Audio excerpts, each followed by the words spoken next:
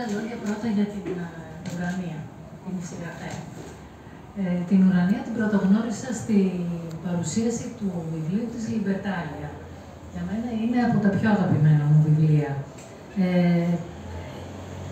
Δεν την γνώριζα καθόλου ως τότε, παρά μόνο από τις αφηγήσεις του γιού μου, ο οποίος μου έλεγε πάρα πολλά για την Ουρανία, για όλες τις αναζητήσεις της, τα έργα της, τις γνώσεις της.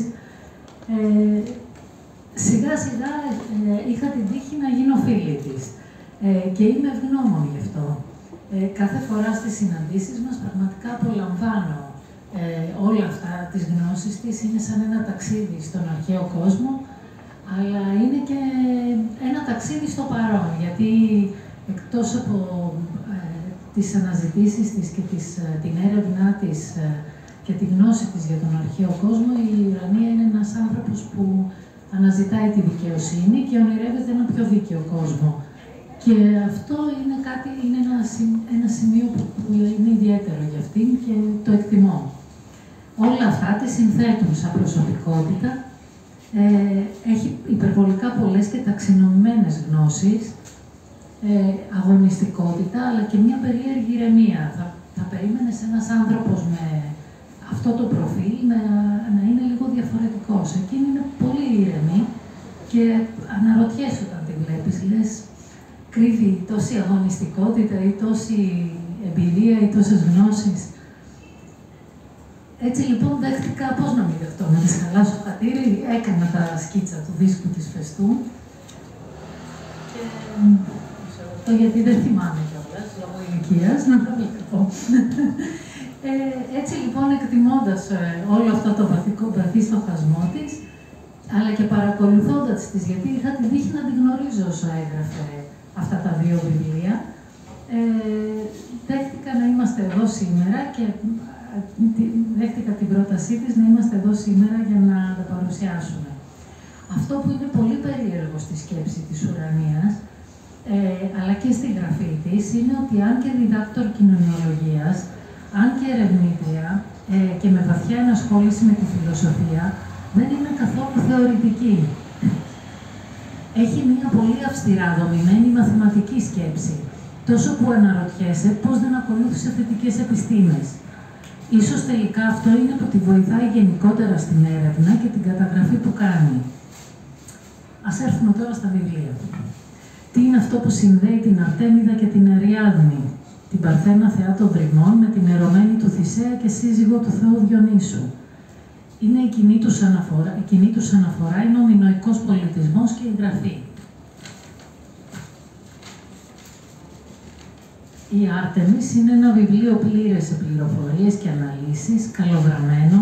Από τις πρώτες σελίδες θέλεις να ρουφήξεις τις πληροφορίες και δεν θες να σταματήσεις να το διαβάζεις.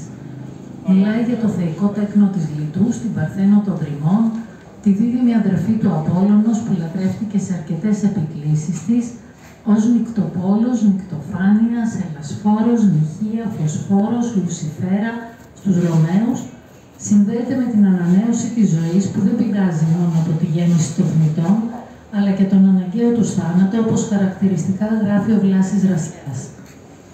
Η Άρτεμις είχε ορκιστεί το Μέγα Όρκο των Μεθανάτων να μείνει ανέγκυχτη και αγνή και με τη βοήθεια του Απόλλωνα το πετυχαίνει παρά τον έρωτά της προς τον Ορίωνα. Βέβαια υπάρχει μια εκδοχή μύθου που θέλει την Αρτέμιδα να γεννά τον έρωτα μετά από την ένωσή της με τον ψυχοποπό θεό Ερμή.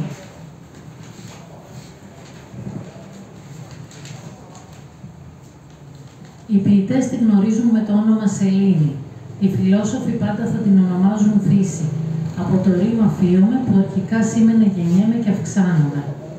Το όνομα της Αρτέμιδος αναφέρεται σε πινακίδες γραμμικής Β και η λατρεία της δείχνει κατά πάσα πιθανότητα να ξεκίνησε στη Μινωική Κρήτη. Η Μινωική Κρήτη και η γραφή. Γράφει χαρακτηριστικά στο δεύτερο βιβλίο η Ουρανία, στο χωροστάσι της Αριάδνης. Βλέπει ο άνθρωπος το άλλο όν, το δείχνει. Αρχαιότερη αντωνυμία είναι η δεικτική και από τα χείλη του βγαίνει ένας ήχος. Όταν ο ήχος πάψει να αποτελεί απλώς επιφώνημα θαυμασμού ή φόβου, όταν πάψει να είναι απλώς κραυγή, όταν αρχίσει να είναι ο ίδιος κάθε φορά στη θέα του ίδιου πράγματος, ή ενός μέρους μιας ευρύτερης κατηγορίας ομοειδών πραγμάτων, τότε προκύπτει η πρώτη λέξη. Και όσο τεράστια κι αν είναι στο χρόνο η απόσταση που χωρίζει την κραυγή ή το επιφώνημα από την πρώτη λέξη, τόσο μικρή απειροελάχιστη, ίσως θα πρέπει να είναι η χρονική απόσταση ανάμεσα στην πρώτη και στη δεύτερη λέξη, στη δεύτερη και την τρίτη και ούτω καθεξής.